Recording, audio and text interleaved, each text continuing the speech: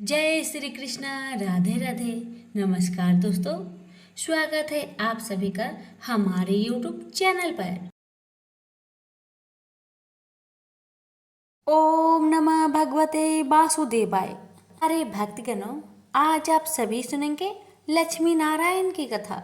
कथा इस प्रकार है कि प्राचीन समय की बात है। एक राजा था जिसका नाम नाभि था और उसका विशाल साम्राज्य धन धान्य से परिपूर्ण था। राजा निरापद और सुखी थे। उनका कोई संतान ना होने के कारण मानसिक दुख था। उन्होंने अपनी पत्नी मरु देवी के साथ पुत्र यज्ञ की कामना से विशाल योग का अनुष्ठान किया। विद्वान ऋषिध्वज ब्राह्मण उस यज्ञ में आए। राजा नाभि तथा मरु देवी यज्ञ काल में चतुर्भुज भगवान विष्णु के शंख चक्र गदा पद्मधारी रूप का स्मरण करते रहे। विधि विधान से यज्ञ पूरा होने पर भगवान विष्णु प्रकट हुए। उनका दर्शन करते ही ऋषिध्वज ऋषि ब्राह्मण तथा यज्ञमान नाभि और मरु देवी ने उनकी चरण वंदना की। भगवान विष्णु ने कहा, नाभि, सद्भाव से किए गए तुम्हारे यज्ञ से मैं बहुत संतुष्ट हूँ। मांगो, तुम्हारी जो इच्छा हो तुम मांग लो। राजा नाभि ने कहा, प्रभु, आप अंतर्यामी हैं। स्वर्ग अपवर्ग में ऐसी कोई वस्तु नहीं जो आप ना दे सके, पर हमारी एक छोटी सी कामना है। संतान को अपना अंतिम पुरुषार्थ मानकर अपना ही समान पुत्र पाने के लिए आपकी आराधना की है। तब भगवान विष्णु ने कहा, नाभि, तुम्हें पुत्र चाहिए, वह तुम्हें मिलेगा, पर मेरे समान मैं दूसरा कहाँ से लाऊं? वो एक समान कैसे हो सकते हैं? वे रूप गुण में कुछ कम ज्यादा तो अवश्य होंगे। नाभि ने कहा, देवाधिदेव, आपकी माया महिमा सर्वत्र व्याप्त है। यह विश्व ब्रह्मांड ही आपकी छाया है। मुझे पुत्र रूप में अपने समान देना क्या आपके लिए कठिन है? विष्णु भगवान हंसकर बोले, ऋषियों, तुम्हारा यज्ञ यजमान एक दुर्लभ मांग कर बैठा है।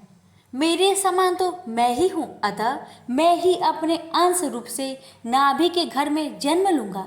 ऐसा कहकर भगवान विष्णु अंतर्ध्यान हो गए। कुछ समय पश्चात मरु देवी के पुत्र पैदा हुआ। पैदा होते ही ऐसे लक्षण प्रकट हुए जैसे वास्तव में विष्णु ने अवतार लिया है। बालक के शरीर पर शंख चक्र पद्म आदि के चिन्ह दिखाई देते थे। उसके शरीर से एक अलौकिक सुगंध फूटती थी। उस बालक का नाम ऋषभ रखा गया। धीरे धीरे बालक बड़ा हुआ। थोड़े ही समय में समस्त विद्याओं का ज्ञाता हो गया। पिता के साथ राजकाज भी देखने लगा। महाराज नाभि ने देखा कि ऋषभ को उनके मंत्रीगण, सेनापति, राज्य की समस्त प्रजा बहुत प्यार करते हैं। उनकी योग्यता से राजकाज और अच्छे ढंग से चलने लगा तो उन्होंने ऋषभ का राज्याभिषेक कर पत्नी सहित स्वयं वानप्रस्थी हो गए। महाराजा ऋषभ देव के बढ़ते प्रभाव तथा यश से इंद्र में देश भाव उत्पन्न हुआ। उन्होंने उनके राज्य में वर्षा बंद कर दी, जिससे कि वहां दुर्भिक्ष पड़े और प्रजा जब भूखे मरने लगे तो ऋषभ देव के विरुद्ध असंतोष फैले। इंद्र को शायद ऋषभ देव की अलौकिक शक्ति का पता नहीं था।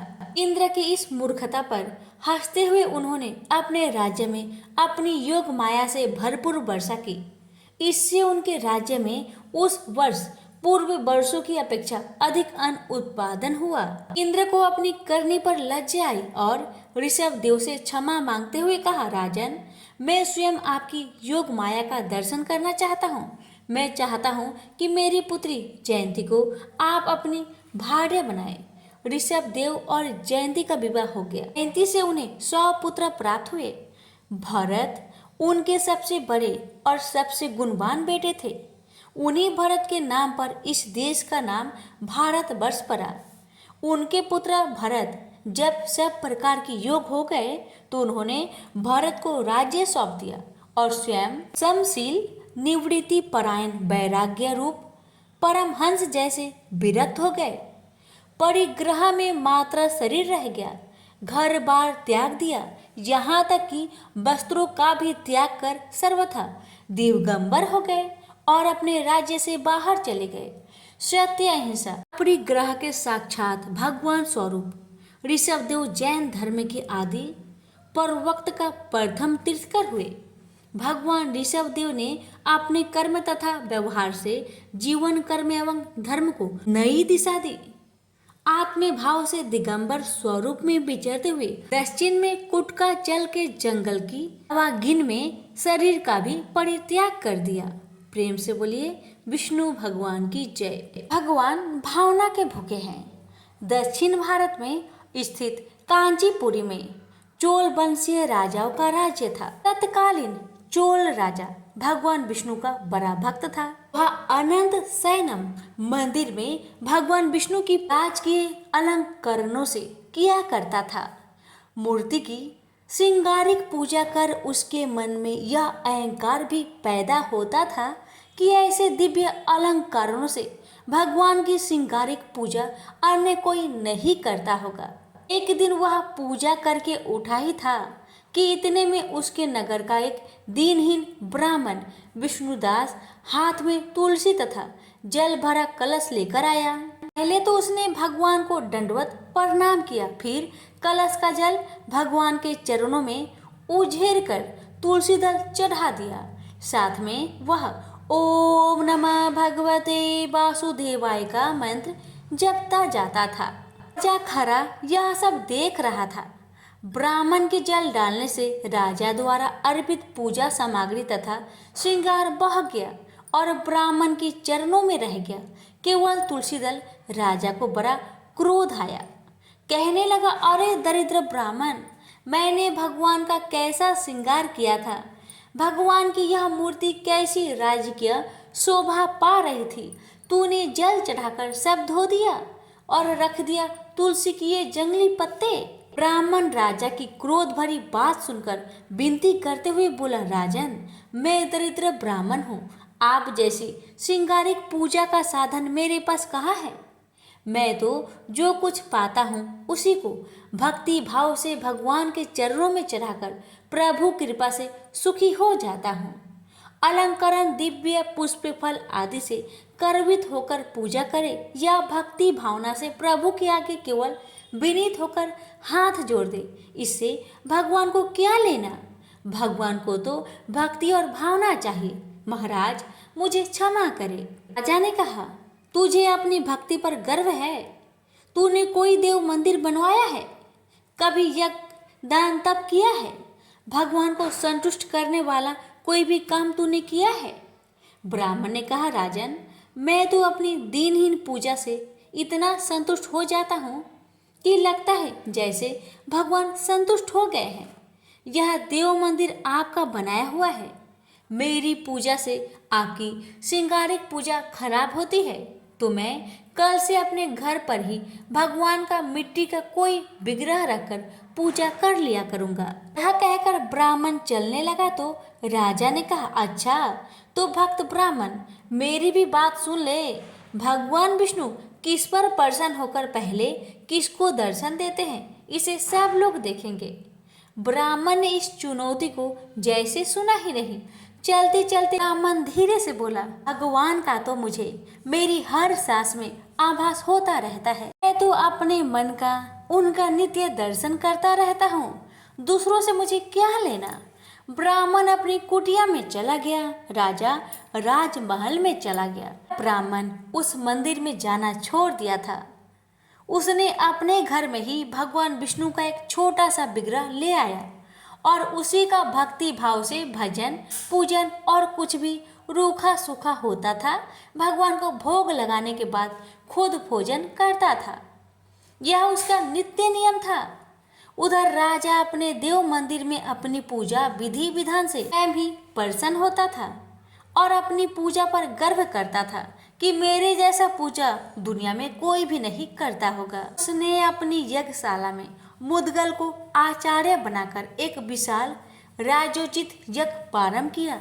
राजा को एक बड़ा यज्ञ कराने का गर्व हो रहा था। ब्राह्मणगण वेद पाठ करते, राजा को यह अभिमान होता कि वह यज्ञ करा रहा है। एक दिन ब्राह्मण पूजा पाठ करने के बाद भगवान को भोग लगाने को जैसे ही उठा कि सारा का सारा खाना एक मडियल सा भिखारी खाकर भाग गया। ब्राह्मण हत्यभ्रत, अब क्या करे, भगवान को क्या भोग लगाए, दोबारा रसोई बनाई तो देर होगी और संध्या का समय समाप्त हो जाएगा।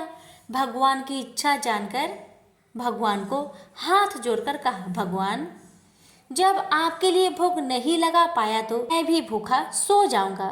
ब्राह्मण ने रात भूखे ही बिता दी। दूसरे दिन भी भोग के समय ऐसी घटना घटी।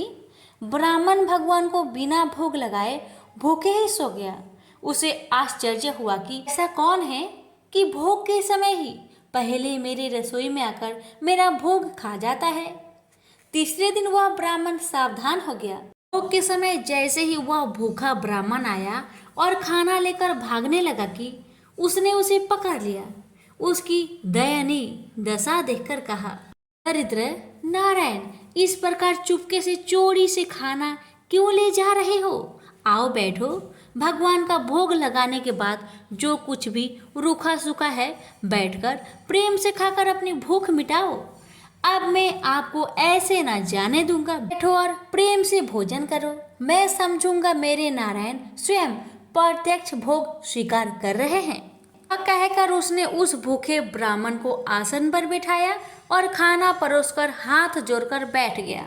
इतने में ही उसे भूखे ब्राह्मण ने अपना स्वरूप बदला और वह साक्षात विष्णु के रूप में विराजमान हो गए। साक्षात भगवान विष्णु को अपने यहाँ भोग ग्रहण करते देख वह ब्राह्मण उनके चरण में गिर पड़ा।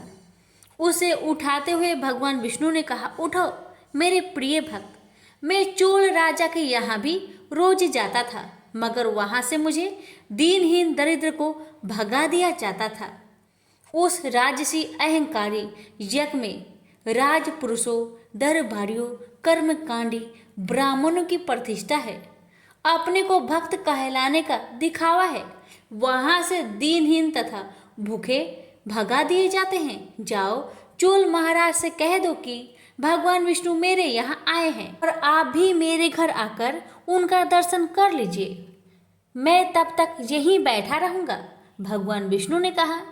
ब्राह्मण गदगद होकर भागा भागा चोल नरेश के पास गया और कहा, राजन, भगवान विष्णु मेरे ही घर में बैठे हैं, चलिए आपको दर्शन देने के लिए बुला रहे हैं। यह सुनकर राजा हंसा, लेकिन महर्षि मुद्गल भगवान की यह माया समझ रहे थे। उन्होंने राजा से कहा, राजन, ब्राह्मण की बात सच मानकर चलिए, मैं भी चलता हूँ। भगवान की लीला निराली है, चलिए चलकर देखते हैं। चोल राजा की मुग्धल तथा ब्राह्मण चलकर जब उस झोपड़े में आए तो देखा कि भगवान विष्णु भोजन कर रहे थे। राजा ने आश्चर्य से हाथ जोड़कर कहा, प्रभु, मैं आपका दर्शन पाने तथा आपका प्रसाद ग्रहण करने को कितने दिनों से जब तक पूजा यज्ञ कर रहा हूँ। देव दुर्लभ राजभोग छोड़कर आप यहाँ इस ब्राह्मण का रूखा सूखा भोजन ग्रहण कर रहे हैं, क्यों? भगवान ने हंसकर कहा, राजन, तुम्हारे पूजा अर्चना यज्ञ तप में राजसी अहंकार है, एक दिखावा है। इस ब्राह्मण की दरिद्रता में विनम्र भक्ति है, दिखावा नहीं, भावना है, फल प्रेम है। मैं तो निरअहंकारी भक्ति तथा भावना का भूखा हूँ, इसलिए यह प्रेम प्रसाद ग्रहण कर रहा हूँ। तुम्हारी पूजा अंतर मन की नहीं, दिखावे की है। भगवान की यह बात सुनकर राजा को ज्ञात हुआ, जब तक राजसी वैभव से जुड़ा रहूंगा यह अहंकार बना रहेगा। इसलिए राजा अपने पुत्र को राज्य सौंपकर वानप्रस्थी जीवन बिताने तथा आडंबरहीन भक्ति करने किसी आश्रम में चला गया। उसे बोलिए लक्ष्मी नारायण की जय।